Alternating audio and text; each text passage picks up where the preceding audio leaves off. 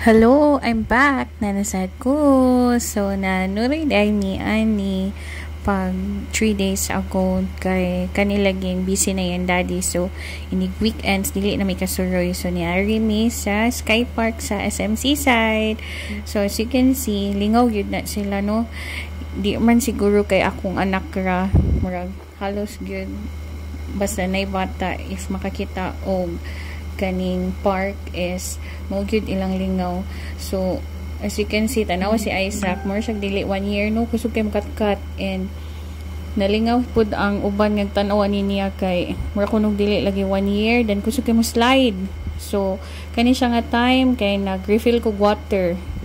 So, napulaan man among Aiki, ni sulod mi. So, gingon nga, og walay token, no problem. So, kukut-kuta sa atong bula, namalhin na pud mi. Kay, pulaanon lagi. So, ilang dada, mo'y nagbantay sa tulo. Kay, wag yun mapuliin na, oh. Di yun mahadlok. Murag ako'y nahadlok ani niya.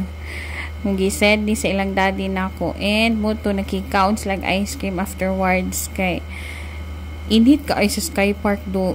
Then, last part is, as usual, nag-grocery make kay para sa mo ang pantry. And more to guys. Thank you for watching. Bye-bye!